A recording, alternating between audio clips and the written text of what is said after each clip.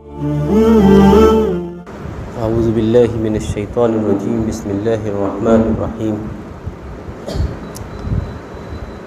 الف لام میم ذالک الکتاب لا ریب فیہ، وقال رسول اللہ صلی اللہ علیہ وسلم خیرکم من تعلم القرآن وعلمہ، او کما قال علیہ الصلاۃ والسلام۔ محترم جناب سلطان ندوی صاحب اور اشاد احمد ندوی صاحب اور تمام معزز حاضرین، ابھی آپ قرآن مجید اور قرآن مجید کے متعلق اس کی جو ایک آفاقی فکر ہے، ایک یونیورسل تھاٹ، ایک یونیورسل جو زاویہ اسلام رکھتا ہے اور جس کا منشور قرآن مجید ہے، اس کے متعلق مختلف بہت اچھی اور سنجیدہ گفتگو سماعت کر رہے تھے۔ میں آپ کے سامنے قرآن مجید کے متعلق، کیونکہ یہ ایک بڑا خوشی کا موقع ہے کہ اور یعنی یہ ایک بڑا اس معنی میں خوشی کا موقع ہے کہ یہاں لوگ ہر فجر کی نماز کے بعد جمع ہوتے ہیں، قرآن مجید کی تلاوت کرتے ہیں اور اس کے تدبر اور غور فکر کرنے کی بھی کوشش کرتے ہیں، اس کا مطالعہ کرتے ہیں، اور خصوصاً مولانا مودودی کی کتاب تفہیم القرآن ان کے مطالعے میں رہتی ہے۔ تو کچھ باتیں تفہیم القرآن سے اور کچھ باتیں قرآن مجید کی اس آفاقی فکر سے جو وہ چاہتا ہے کہ جو اسلام یعنی دنیا میں رائج کرے،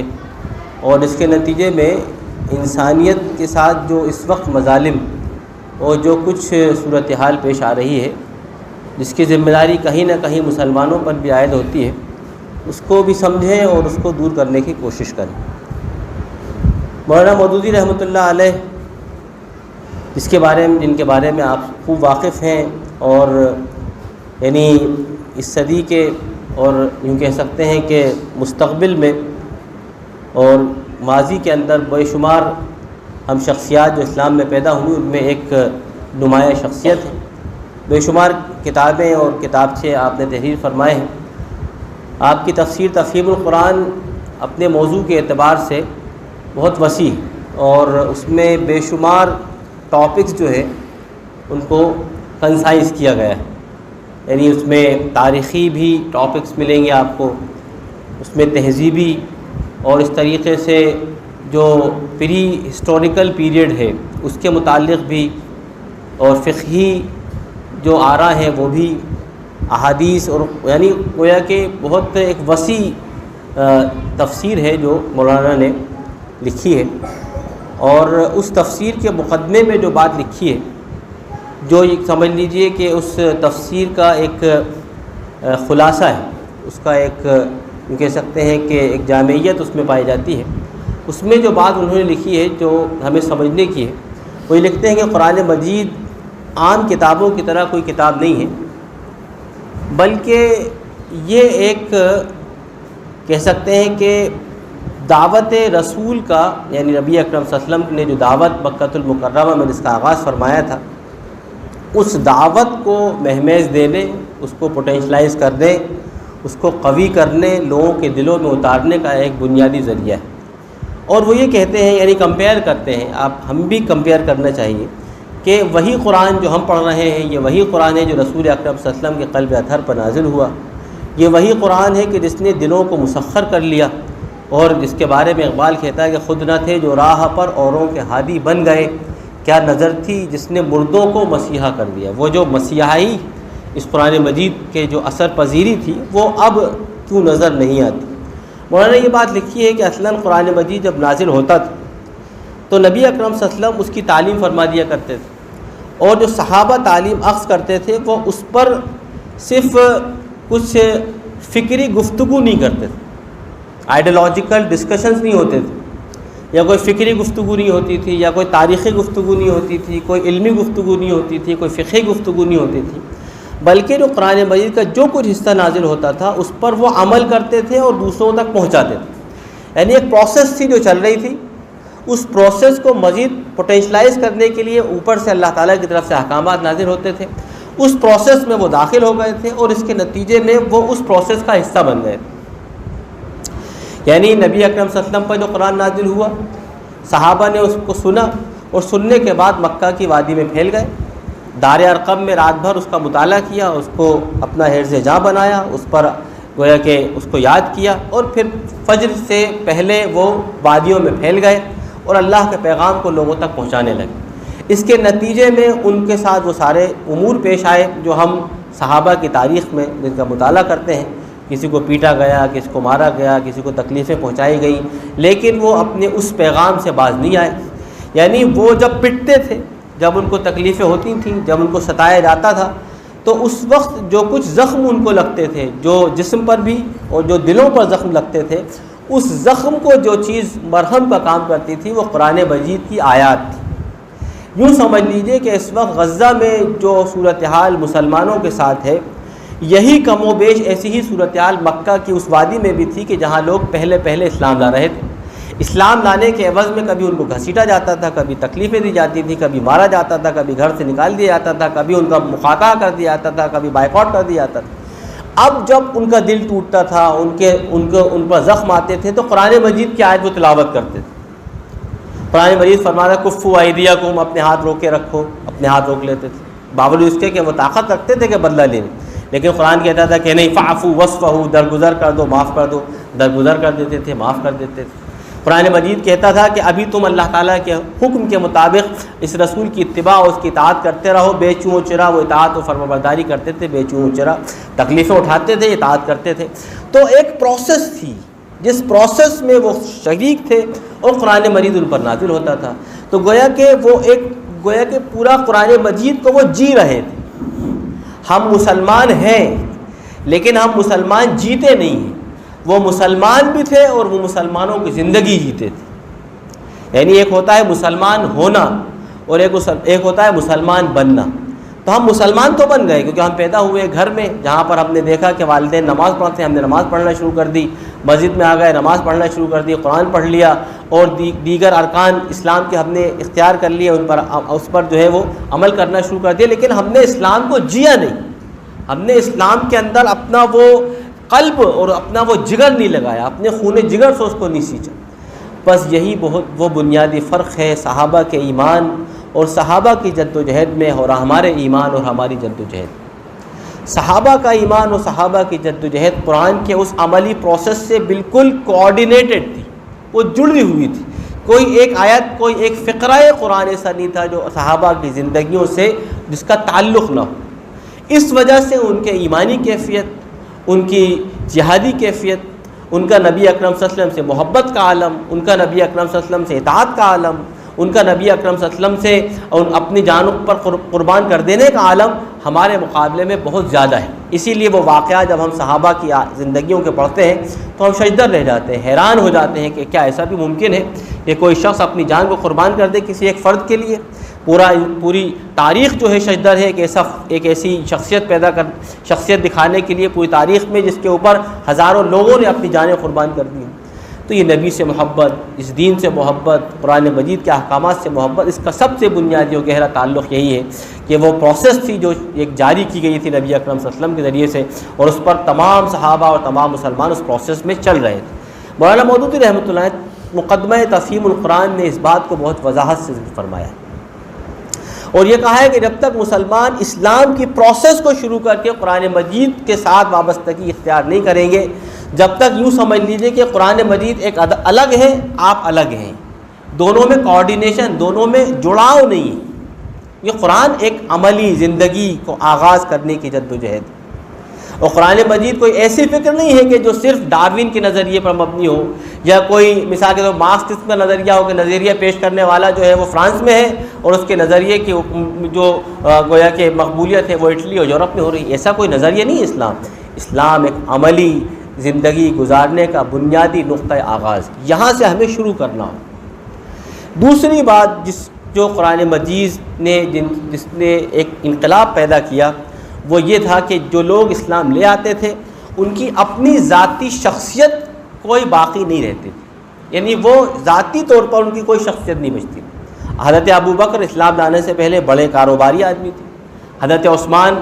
ان کا بھی بڑا اچھا کاروبار تھا، بڑے بزنس مین تھے، حضرت عبد الرحمن ابن عوف بھی بڑے بزنس مین تھے، ایسے اور بے شمار لوگ تھے جو کچھ جاگیردار تھے، کچھ سردار تھے، اور کچھ بڑے بڑے اپنے یعنی قریش کے قبیلے میں بڑی حیثیت رکھتے تھے۔ لیکن اسلام لانے کے بعد وہ مسلمان کے یعنی ایک ادنا اسلام کا سپاہی بن گئے، ان کی اپنی ذاتی انڈیویجول پرسنالٹی ختم ہو گئی، وہ صرف اپنے آپ کو ایک مسلمان کہتے تھے، اور مسلمانوں کی طرح زندہ رہنا ہی ان کے لیے سب سے زیادہ عزت اور وقار اور شرف کا باعث تھا۔ ان کی اپنی انڈیویجویلٹی، اپنی شخصیت، اپنی پرسنالٹی سب ختم ہو کر وہ اسلام میں محو ہو گئی تھی، اس میں گم ہو گئی تھی، اسی لیے ان کی اپنی کوئی ذاتی شخصیت باقی نہیں رہی تھی، اور وہ ایک ایسی خاص اجتماعیت کا جوہر بن گئے تھے کہ جس میں سے ہر ایک فرد ایک جماعت تھا، جس کے بارے میں ابھی مولانا فرما رہے تھے کہ ان ابراہیم کان امتن، کہ ابراہیم علیہ السلام تنہا ایک جماعت تھے، میرے صحابہ جو تھے وہ تنہا ایک جماعت، ایک پوری کی پوری جو ہے ایک کہہ سکتے ہیں کہ فیملی تھی۔ اسی لیے اللہ کے رسول نے فرمایا نا اصحابی کلہم عدول، کہ میرے تمام صحابہ جو ہیں وہ عدول ہیں، بِأَيِّهِمْ اقتدیتم اہتدیتم، تم ان میں سے جس کی بھی اقتدا کرو گے ہدایت پر رہو۔ تو صحابہ رضوان اللہ تعالیٰ مجمعین کی زندگیوں میں قرآن نے جو انقلاب برپا کیا تھا وہ ایک صالح اجتماعیت سے وابستہ ہو گئے تھے، اور اپنی پورا قوت اور اپنی پوری صلاحیتیں اور اس اجتماعیت میں فوکسڈلی پرائملی سرو کر رہے تھے۔ اس وقت جو مسلمانوں کی صورتحال ہے وہ یہ ہے کہ ہمارے ہاں فکری اختلاف، مسلکی اختلاف، اور اس کے ساتھ ساتھ جماعتی اختلاف، گروہ بندیاں، خاندانی اعتبار سے، ریلیجنل یعنی علاقائیت کے اعتبار سے، اور پھر قوموں کے اعتبار سے اتنے اختلافات ہمارے ہیں کہ ہماری جو پوری قوت ہے وہ پوری کی پوری ڈسٹریبیوٹیڈ ہے۔ ہماری جو قوت ہے وہ ڈسٹریبیوٹیڈ ہے، یعنی ہم یوں سمجھ لیں کہ ایک کار ہے جس کو ہمیں پش کرنا ہے۔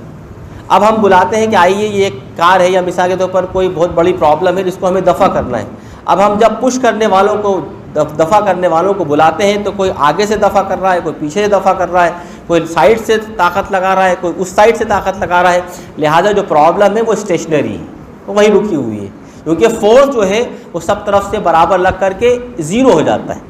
یعنی آپ ادھر سے بھی فورس لگائیے، ادھر سے بھی فورس لگائیے، ادھر سے بھی فورس لگائیے، ادھر سے بھی فورس لگائیے، تو ریزلٹنٹ پاور کیا ہے؟ زیرو ہے۔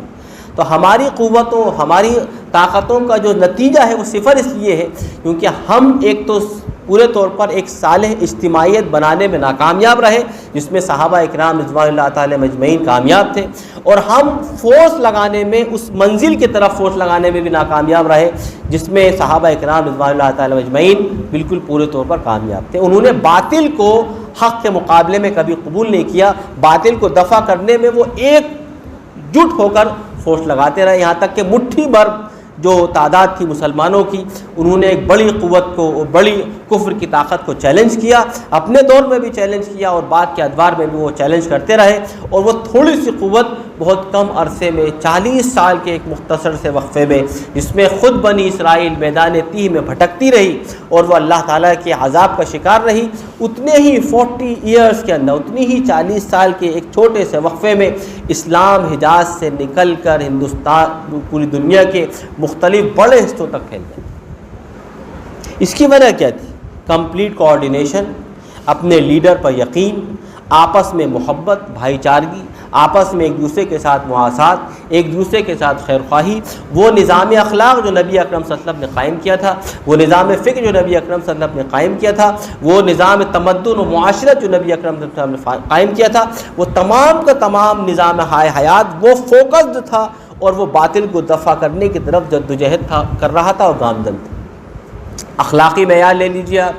آپ فکری معیار لے لیجئے، ان کے جہاد اور ان کا غزوات لے لیجئے، ان کے علمی کارنامے لے لیجئے، ان کے تمدن کے کارنامے لے لیجئے، ان کے قربانیوں کے کارنامے گن لیجئے، وہ سارے کے سارے کارنامے باطل سے نبرد آزمائی میں نظر آتے ہیں اور حق کا بول بالا اور اقامت دین کی جدوجہد نظر آتے ہیں۔ ہمارے ہاں اور اس وقت ملت اسلامیہ کی زبوں حالی کا جو سب سے بڑا اور سب سے سخت ترین جو یوں کہہ سکتے ہیں کہ مسئلہ ہے وہ یہی ہے کہ ہمارے ہاں اختلافات بہت زیادہ ہیں، ہمارے ہاں باطل کو پرکھنے کی تمیز نہیں ہے، ہمارے درمیان جو ہے گفتگو کرنے اور مل کر سنجیدہ کام کرنے کی کوئی ہمارے اندر قوت نہیں پائی جاتی۔ ابھی آپ دیکھ لیجئے ملت اسلامیہ اس وقت ہندوستان میں جس کی تعداد کروڑوں میں ہے، ابھی جو وقف ترمیمی بل کی جو صورتحال ہے اس میں آپ کیا دیکھ رہے ہیں؟ اگر مثال کے طور پر ہندوستان میں مسلمانوں کی تعداد 30 کروڑ ہے، اس وقت ہم سے کہا گیا کہ صرف آپ ای میل کر دیں. اب آپ دیکھیں کتنے لوگوں نے ای میل کیا؟ 2 کروڑ لوگوں نے. یعنی آپ 10% لوگ،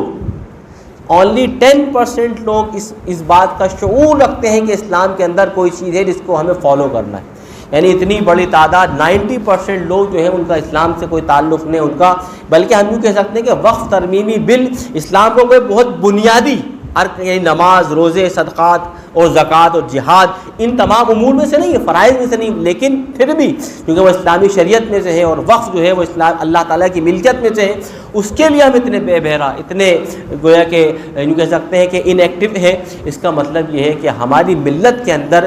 کوئی سنجیدہ کام کرنے کا کوئی ایک خاص نظریہ نہیں پایا جاتا. ہنگامہ کروا لیجیے. ابھی اگر مثال کے طور پر بارہ وفات پہ جلوس نکلوانا ہو تو ہمارے نوجوان دیکھیے کس قدر بڑھ چڑھ کر جلوس میں حصہ لیتے ہیں، ڈنڈے لگانا اور جھنڈے پھہرانا اور آوازیں لگانا اور ہنگامے کرنا. یہ دور جس سے ہم گزر رہے ہیں یہ دور سنجیدہ اور پریکٹیکل اور پازیٹیو کام کرنے کا دور. کیونکہ کیا ہوا ہے، دنیا نے جب سے یہ جو ٹیکنالوجی آئی ہے، موبائل فون کی ٹیکنالوجی، گلوبلائزیشن جو ہوا ہے، اس کی پاور بہت زیادہ ہے، اس کی طاقت بہت زیادہ ہے. ہم اس کو صحیح یوٹیلائز کریں، اپنی قوت کو اس پر درشائیں، اپنی سنجیدگی کا مظاہرہ کریں. مسلم سنجیدہ ہوتا ہے، مسلمان بااخلاق ہوتا ہے، اس سے کوئی ایسا ایکشن صادر نہیں ہوتا جو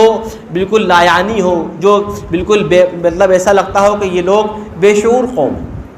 باشعور قوم ہونے کی علامت جو ہے وہ مسلمانوں کی، اللہ کے رسول نے فرمایا المسلم من سلم المسلمون من لسانہ ویدہ، کہ مسلمان وہ ہے کہ جس کی زبان اور جس کے ہاتھ سے دوسرے لوگ محفوظ رہیں. تو یہ اخلاقی تعلیمات جو اللہ کے رسول صلی اللہ علیہ وسلم نے ہمیں عطا فرمائی ہیں، ان تمام اخلاقی تعلیمات کا مظاہرہ کرتے ہوئے سنجیدہ اور پازیٹیو اپروچ کے ساتھ ہمیں اقدام کرنا ہے، ہمیں آگے بڑھنا ہے. نبی اکرم صلی اللہ علیہ وسلم کی زندگی کا جب ہم مطالعہ کرتے ہیں، آپ دیکھ لیجئے جتنے بھی غزوات پیش آئے ہیں یا جتنے بھی مقامات میں نبی اکرم صلی اللہ علیہ وسلم نے جو کام کیا، آپ دیکھیے اس میں کوئی غیر سنجیدہ کام نظر آتا ہے، کوئی جذباتی اقدام نظر آتا ہے. صلح حدیبیہ کا موقع ہے جو سب سے زیادہ یعنی اسلامی تاریخ میں اور سیرت رسول میں سب سے زیادہ جو جذباتی موقع ہے، اور اس وقت مسلمانوں کے پاس طاقت بھی ہے اور وہ اس پوائنٹ پر ہیں، وہ اس مقام پر پہنچ چکے ہیں کہ وہ اگر چاہیں اپنی قوت کے بل اسی وقت مکے کو فتح کر سکتے ہیں. آپ دیکھیے وہ پورا پرائم فوکس ہے اس وقت مسلمانوں کا، تعداد میں بھی ہے اور اپنے ہر اعتبار سے وہ حق پر بھی ہیں. لیکن جب صلح حدیبیہ کے موقع پر ایسا معلوم ہوتا ہے کہ نبی اکرم صلی اللہ علیہ وسلم نے صلح کی ہے، اس میں آپ نے کمپرومائز کر لیا، آپ نے کمپرومائز کر لیا، آپ نے وہ تمام شرطیں جو مکہ کے مشرکین کی طرف سے پیش کی ہیں آپ نے قبول فرما لی. لیکن اللہ تعالیٰ نے اسی کمپرومائز کو سورہ فتح کے اندر یہ فرمایا انا فتحنا لک فتحا مبینا، ہم نے آپ کو کھلی اور ان چیلنج فتح عطا کر دی. نتیجہ کیا ہوا کہ وہ کمپرومائز جو بظاہر اس وقت لگ رہا تھا وہ بہت بڑا ایک پیش خیمہ ثابت ہوتا ہے اس فتح مکہ کے لیے جو 2 سال کے بعد پیش آتا ہے. اور اسی 2 سال کے وقفے میں اسلام اس تیزی سے پھیلتا ہے کہ جو ابھی تک نہیں پھیلا تھا. یعنی اسلام حجاز سے جب تیزی سے نکلتا ہے تو یہ 2 سال کا بڑا وقفہ، اسی میں دعات روانہ کیے جاتے ہیں، اسی میں نبی اکرم صلی اللہ علیہ وسلم مختلف ممالک کے بڑے بڑے لوگ خطوط روانہ کرتے ہیں، اسی میں مصر کی طرف خط روانہ کیا جاتا ہے، اسی وقفے کے اندر ایران کے بادشاہ کی طرف خط روانہ کیا جاتا ہے، حبشہ کی طرف. گویا کہ بہت بڑا اسپیکٹرم ہے جو 2 سال کے اندر دعوت کا پورا کر دی جاتی ہے.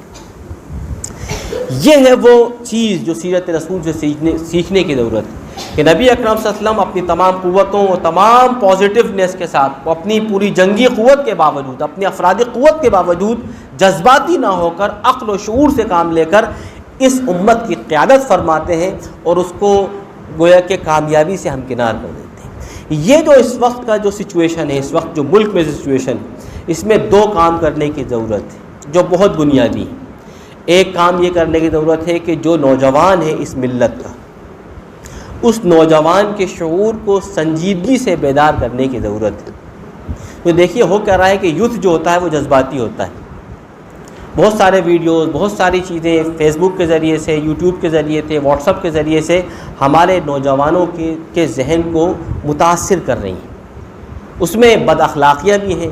غلط ویڈیوز بھی ہیں، فلم بھی ہیں، ناٹک بھی ہیں، لیکن پروپیگنڈے بھی ہیں، غلط اسلام کا تصور بھی ہے، اسلام کی غلط نمائندگی بھی ہے۔ اور ہمارے نوجوان نسل چونکہ وہ ایک ایسا پلیٹ فارم ہے جو ایزلی اویلیبل ہے، ہر گھر میں موجود ہے، اس سے وہ متاثر ہو رہے ہیں۔ تو سب سے بنیادی اور سب سے زبردست اور سب سے بڑا کام یہ ہے کہ مسلم نوجوانوں کی فکری، اخلاقی، علمی تربیت کرنے کی ضرورت ہے۔ کہیں ایسا نہ ہو کہ ہمارا نوجوان ناعلمی کے نتیجے میں، بے شعوری کے نتیجے میں آنے والے وقت میں کچھ ایسے لوگوں کے ہاتھ بڑے اقدام نہ کر لے جس کے نتیجے میں ہمیں اور ہماری قوم کو بے شمار سخت ترین نتائج اور بے شمار مسائل کا سامنا کرنا پڑے۔ سنجیدگی کے ساتھ آگے بڑھنے، اقدام کرنے اور اقامت دین کی جد و جہد کرنے کی ضرورت ہے۔ ایک پازیٹیو اجتماعیت قائم کرنے کی ضرورت ہے جو اسلام کی اخلاقی بنیادوں کو پورا کرے، جس میں وہ آزادی کی بنیادیں ہیں، اخلاقی بنیادیں، ان کو پورا کرے۔ نوجوانوں پر کام کرنے کی ضرورت ہے۔ اور دوسرا سب سے بڑا کام جو کرنے کی ضرورت ہے وہ اس بات کی ضرورت ہے کہ جو خاندانی جو ماحول ہے، جو خاندانی معاملات ہیں، ان کو اسلامی بنیادوں پر حل کرنے کی ضرورت ہے۔ آپ کا خاندان اگر باقی نہیں رہا، یعنی فیملی کی اکائی اگر توڑ دی گئی اور نوجوانوں کو اگر آزاد کر دیا گیا تو پھر آپ اس ملت کو کسی بھی صورت میں بچا نہیں سکتے۔ اور سب سے بنیادی کام جو اس وقت کیا جا رہا ہے وہ یہ ہے کہ ان کے نوجوانوں کو ایک تو بے روزگار کر دو، کوئی کام نہ کر سکیں، یہ علم حاصل نہ کر سکیں۔ جب یہ علم حاصل نہ کر سکیں گے، بے روزگار ہو جائیں گے اور بالکل یعنی ان کے پاس کوئی کام نہیں ہوگا، تو یہ بے کام ہو کر کے اب کیا ہوگا، شیطان ان کو ورغلائے گا، یہ برے کام کریں گے، چوری کریں گے، برے کام کریں گے، اپنے معاشرے کے اندر فساد مچائیں گے، اور پھر وہ ایک بڑا جو ہے ایک ذریعہ بنے گا کریک ڈاؤن کرنے کا کہ صاحب ایک پوری لوگ ایسے ہیں جو مطلب غنڈے ہیں اور بدماش ہیں اور ایسے ہیں، کیونکہ ہم پر اس قسم کے الزامات عائد کیے جا رہے ہیں اور ہم اس کو کہیں نہ کہیں اس کا کچھ نہ کچھ پروف دے رہے ہیں۔ تو مسلم نوجوانوں کو سمجھنے، ان کو پریکٹیکل ہو کر عمل کرنے اور قرآن مجید سے وابستہ ہو کر اللہ کے رسول صلی اللہ علیہ وسلم کی زندگی کا مطالعہ کر کے اقدام کرنے کی ضرورت ہے۔ یہ سب سے بنیادی کام ہے جو مسلم نوجوانوں کو کرنا ہے اور یہ ان کی ذمہ داری ہے، کیونکہ آنے والا جو مستقبل ہے، کیونکہ اس وقت جو بچے 10 سال کے ہیں، ظاہر بات ہے کہ آنے والے 50 سال کے بعد یہی مستقبل کے امین ہیں اور انہی کی بنیادوں پر اس مستقبل کو سنوارا جا سکتا ہے۔ اگر ہم نے ان 10 سالہ بچوں کی بچپنے کو اور ان کی فکری تربیت کو ضائع کر دیا تو آپ سمجھ لیجئے کہ جیسے یہ بچے ہوں گے ویسے ہی اس امت کا اور اس یعنی اس ملک کا مستقبل ہوگا۔ تو اس ملک کے مستقبل کو سنوارنے کے لیے، اس امت کے مستقبل کو سنوارنے کے لیے نوجوانوں کا درست ہونا، خاندانی نظام کا استوار رہنا اور قرآن مجید کا اس یا کی اساس پر ان دونوں چیزوں کا قائم رہنا یہ بہت ضروری ہے۔ اس کے لیے کوشش یہ کر سکتے ہیں کہ تحریک اسلامی ہند پچھلے 75 سال سے ہندوستان میں نہیں بلکہ پورے دنیا کے اندر ایک منظم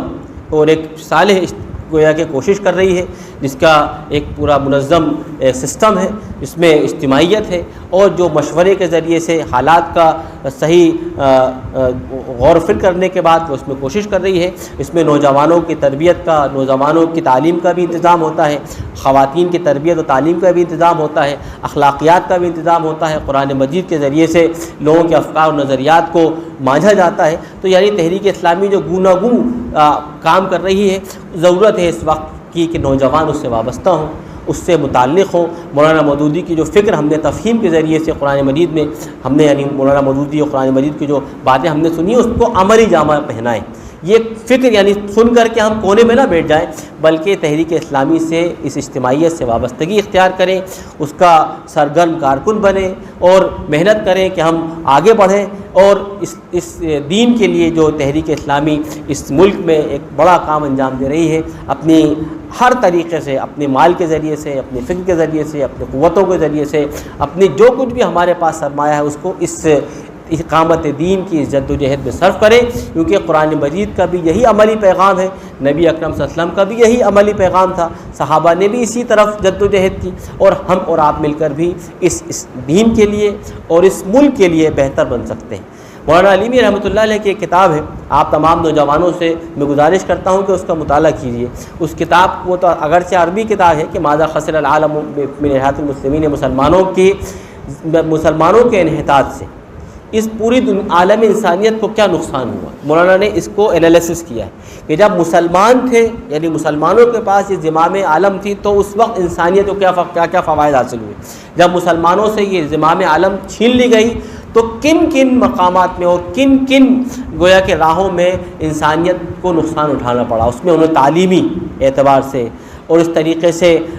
طب کے اعتبار سے، یعنی ڈاکٹری میں کیا کیا نقصانات اٹھانا پڑے، سائنسی علوم میں کیا نقصانات اٹھانا پڑے، فکری اعتبار سے، تاریخی اعتبار سے، اور ہر اعتبار سے کہاں کہاں انسانیت کو نقصان اٹھانا پڑا ہے. اس کو بہت گویا کہ تجزیہ کر کے مولانا نے لکھا ہے. اور ہم دیکھ رہے ہیں کہ اس وقت دنیا کے اندر جو سب سے زیادہ گراوٹ آئی ہے کسی چیز میں، اگر وہ آئی ہے تو وہ دو بنیادی چیزیں ہیں. ایک ہے تعلیم، اس میں سب سے زیادہ گراوٹ آئی ہے، اور دوسرا ہے آپ کا یہ یعنی انسان کی صحت. پوری دنیا کے اندر صحت جو ہے وہ سب سے خطرناک، ایک میں کہہ سکتا ہوں کہ ہیواک سب سے خطرناک مرحلے پر ہے. اس وقت صحیح علاج کا مل جانا، صحیح دوا کا مل جانا، اس کا فراہم ہو جانا، یہ جوئے شیر ہے بہت ناممکنات میں سے. اور اس کی ظاہر اور بہت بنیادی وجہ یہ ہے کہ امین جو ہوتا ہے، امین، اللہ کے رسول نے ہمیں امین بنایا، یہ امت امین ہے. حضرت عبید بن جراح کا لقب امین تھا، تو یہ امت امین ہے. اللہ کے رسول نے فرمایا اذا وسد الامر الى غیر اہلہ فانتظر الساعہ، کہ جب تم کسی نااہل کو دیکھو کہ اس کو امانت دار بنا دیا گیا، اس کو کوئی کام سپرد کر دیا گیا، تو تم قیامت کا انتظار کرو. جو لوگ اس دین سے واقف نہیں ہیں، اسلام سے واقف نہیں ہیں، اللہ تعالیٰ کے نزدیک وہ نااہل. جب وہ نااہل اس نظام ہائے زندگی کو اختیار کرتے ہیں تو وہ اس کو بگاڑ دیتے ہیں. اب آپ دیکھ لیجیے کہ اس وقت جو ملٹی نیشنلز کمپنیز ہیں، جو فارماسیوٹیکل انڈسٹری ہے، اور اس میں جو لاکھوں کروڑوں روپے کا جو ملٹی نیشنل کاروبار ہے، اس میں کیا ہو رہا ہے کہ ادویات کے اندر جو کچھ ملاوٹ ہو رہی ہے، اور اس کے نتیجے میں جو ایک سخت ترین قسم کی بیماریاں وجود میں آ رہی ہیں، اس کی وجہ کیا ہے کہ مسلمانوں کے پاس سے جب قیادت گئی اور امانت داروں کے پاس سے جب امانت چھینی گئی تو نتیجہ کیا ہوگا، جب غداروں کے پاس وہ چیزیں پہنچی تو نتیجہ اب ہمارے سامنے. اس وقت دنیا میں بہت تیزی سے جو ہے بیماریاں پیدا ہو رہی ہیں. ابھی آپ نے دیکھا کووڈ کتنا بڑا ایک ہیواک آیا. ابھی جو ریسرچ آ رہی ہے اس میں آ رہا ہے کہ بھائی 2027 کے اندر کوئی انفلوئنزا ایک ایسا وائرس آنے والا ہے جو کووڈ سے بھی کہیں زیادہ بہت بڑا ہے اور بہت پوٹینٹ ہے. تو یہ ساری چیزیں ان تمام کی یعنی ذمہ داری جو ہے وہ ہم اور آپ پر، مسلمانوں پر، اس امت مسلمہ پر. اللہ تعالیٰ روز قیامت ہم سے پوچھے گا کہ تو ادھر ادھر کی نہ بات کر، یہ بتا کہ قافلہ کیوں ملی. یہ قافلے کے جو سالار ہیں، اس کے جو قائد ہیں وہ ہم اور آپ ہیں. تو اللہ تعالیٰ ہم سے اس قافلہ انسانیت کے تباہ ہو جانے اور لٹ جانے کا سوال کرے. اللہ تعالیٰ دیگر قوموں سے کوئی سوال نہیں کرے گا. ہم یہ نہ کہیں گے صاحب وہ بھی تو ایسا کرتے ہیں، وہ بھی تو گٹکا کھاتے ہیں، وہ بھی تو ہلڑ کرتے ہیں. ہم ایک سنجیدہ اور گویا کہ سالار قافلہ ہیں. ہم کوئی غلط کام نہیں کر سکتے، اخلاقی طور پر بھی اور اس دینی طور پر بھی جو اللہ نے ہمیں عطا فرمایا ہے. تو سمجھنے کی، آگے بڑھنے کی، اقدام کرنے کی اور پازیٹیو رہ کر اچھا اور بہتر اور سنجیدہ کوشش کرنے کی ضرورت ہے. اللہ تعالیٰ سے ہم دعا کریں کہ اللہ تعالیٰ ہمیں سمجھنے، ہمارے نوجوانوں کو باشعور ہونے اور اس ملت کو جو اس وقت کی جو صورتحال ہے اس سے نبرد ہونے کی اللہ تعالیٰ ہمیں قوت دے، توفیق دے، نور دے جو اللہ نے ہمیں عطا فرمایا ہے اس قرآن مجید کی صورت میں. اس نورت سے بصارت لینے اور اس کو سمجھنے اور اس کو پھیلانے کی اللہ تعالیٰ ہمیں توفیق دے. وصدق اللہ العظیم ونفعنی وإیاکم بالآیات والذکر الحکیم. وصلی اللہ تعالی علی خیر خلقہ محمد وآلہ واصحابہ اجمعین برحمتک یا